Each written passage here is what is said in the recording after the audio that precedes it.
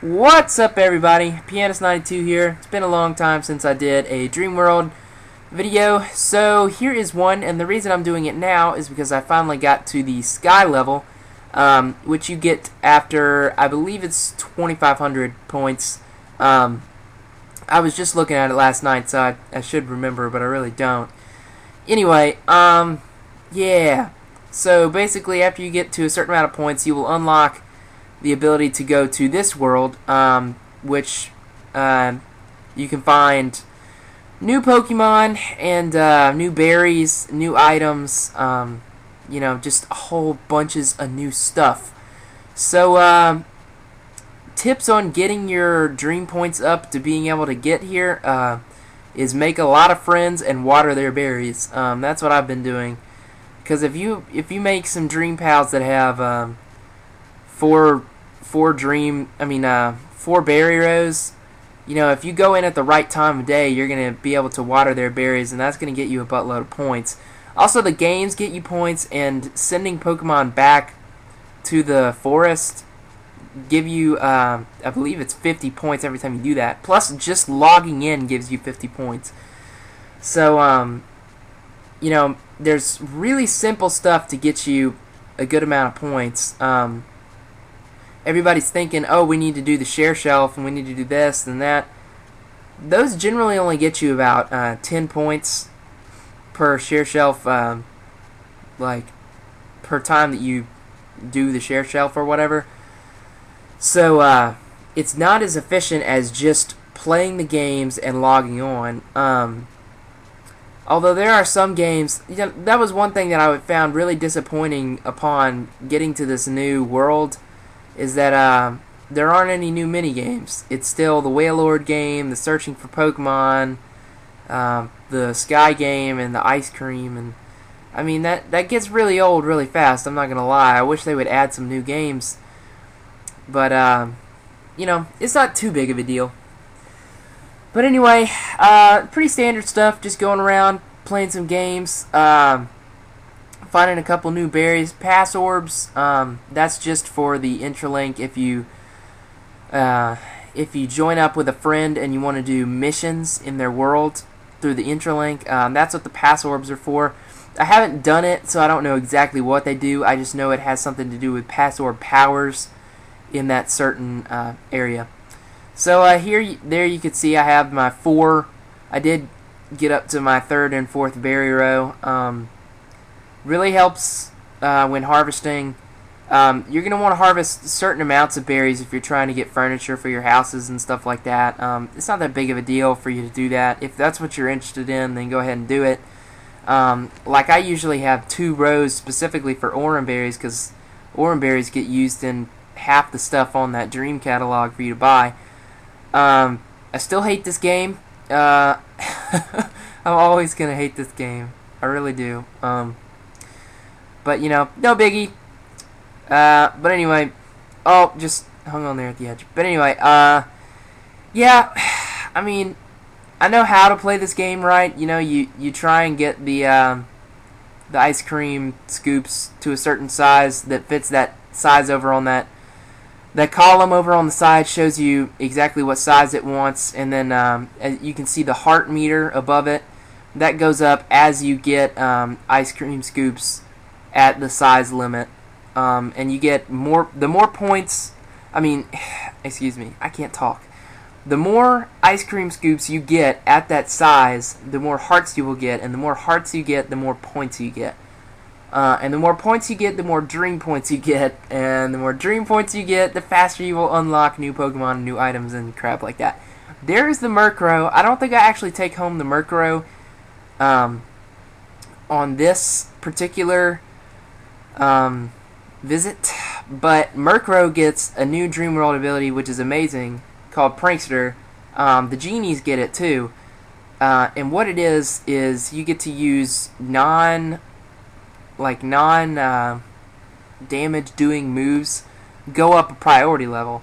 So Quandale Ren made it extremely popular by using his Lil Hat as we know it, and basically it's a Perish Song set in which the Like Perish Song becomes a priority move, and Substitute becomes a priority move, and Mean Look becomes a priority move. So he traps his opponents with these new priority moves because he's faster. And, once you trap them, you just, you can switch out and they'll die from Perish Song. So, a really good set and a really good ability for Murkrow because it gets the, excuse me, sorry, man, it's been a long day at school. I'm telling you, political science, that's a rough class. But anyway, yeah, makes it a really good set and a Pokemon that you should really look into getting from the Dream World. If you're not Poke-savving or anything, it's definitely a Pokemon that is interesting to play around with. Probably going to be a UU, maybe an NU Pokemon with its Dream World, or maybe it's probably going to be an NU, but with its Dream World ability, it may be a UU. That's what I'm trying to say. If it goes UU with its Dream World ability, even then, I would be pretty surprised that it did. But if it does, that would be really cool. Speaking of which, I talked about it in one of my Pokemon Online battles, but they did release the usage stats for the OU and UU tiers. So let me know what y'all think of the Pokemon that are in those tiers. Personally, I'm really excited about playing the UU tier. I've already put up 2 UU battles. I really enjoy the UU tier. There are some things that they're obviously going to change. I mean, you have to understand that it's not based on how good the Pokemon are. At this point, it's just based on the usage stats. Like Mew is in UU, which is obviously ridiculous. It's gonna go OU, if not Uber. Kyurem, I honestly, I'm not gonna lie, I would like to see that stay UU because I see it really effective in UU, and I've used it on OU, and other than Hail teams, I don't. It's just not that useful in UU. It just doesn't have the stats. It has big stats, but I don't know. It's not quite fast enough, and it's not quite strong enough to. It just dies too easily. Fighting type, especially with the abundance of fighting type moves. So I think I would really like to see that stay UU. It's useful in UU. It's not overpowered in UU, in my opinion. I think you could get up some sweeps with it if you maybe pass some stuff to it, or I use a Scarf variant and it works really well for me. It's kind of like a slower Hydreigon. So yeah, but Kyurem, definitely something I would like to see stay UU. I mean, Victini is gonna go OU. I was honestly thinking with V-Create and Fusion Bolt. I don't think it should, but I can see people trolling and trying to say that it should go Uber. And, I can see the argument for that. I mean, 180 base power stab move, that's pretty ridiculous. That can take out a lot of stuff. But, I mean, it's a really good poke, especially with the added Fusion Bolt. So, I'm really interested to see what happens with Victini. I really am. But yeah, I've been having a lot of fun playing UU.